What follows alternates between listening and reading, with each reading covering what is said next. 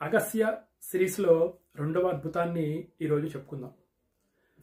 గత వీడియోలో దేవతలకు అగస్త్య మహర్షి ఏ విధంగా సహాయపడ్డారో, ఏ విధంగా సముద్ర జలాలన్నింటినీ అవపోసన పట్టారో మనం తెలుసుకున్నాం.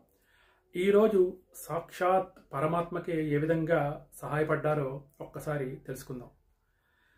సతీదేవి మరణించి పార్వతిగా జన్మించి శివుని కోసం తీవ్ర తపస్సు చేసి ఆయన్ని మెప్పించింది. శివునితో కళ్యాణానికి ఒప్పించింది. శివపార్వతుల కళ్యాణం నిశ్చయమైంది. మొత్తం 14 లోకాల్లో తెలిసింది. శివపార్వతులంటే జగదత్ పితరం వందే పార్వతీ పరమేశ్వరం. ఈ జగత్ అంతరికి తల్లిదండ్రులు లాంటి వాళ్ళు. అందుకే శివపార్వతుల కళ్యాణం అనేసరికి 14 లోకాల నుంచి 1,000,000 మంది దేవతలు, మనుష్యులు, కింపురుషులు, కిన్నెరలు, యక్షులు, అన్ని రకాల జీవజాతులు కోట్ల కోట్ల కోట్ల కోట్ల కోట్ల మంది హిమాలయాలకి తరలి వెళ్తున్నారు. మొత్తం భూమిపై ఉన్న జనాభా, అన్ని రకాల జీవరాశులు ఆ కళ్యాణం చూడడానికి హిమాలయాలకు వెళ్ళేసరికి ఉత్తరం వైపు బరువు విపరీతంగా పెరిగి భూమి ఒక సైడు కుంగసాగింది.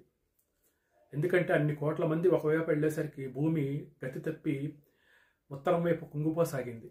అప్పుడు శివుడు ఏం చేయాలో ఆలోచించారు.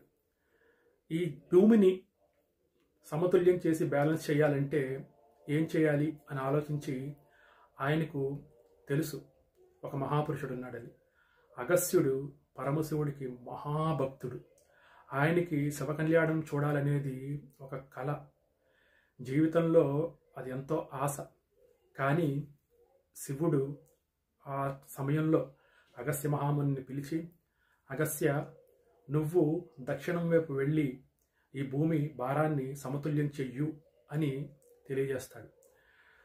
అగస్త్యునికి అక్కడి నుంచి వెళ్ళడం ఇష్టం ఉండదు. ఎందుకంటే సాక్షాత్ తన తండ్రి ఇష్టదైవమైన శివపార్వతుల కళ్యాణాన్ని చూడాలని ఉన్నా సరే శివుని ఆజ్ఞను కాదనలేక ఆయన దక్షిణం వైపు వచ్చి తన యోగ శక్తితో, తన యోగ భారంతో బరువును పెంచుకుని మొత్తం ఇటువైపు ఉన్న కొన్ని కోట్ల మనుషుల, దేవతల, వీరి బరువు అంతటికి ఈక్వల్ బరువుని ఇటువైపు ఆయన చూపిస్తూ భూమిని మళ్ళా సమతుల్యం చేస్తారు.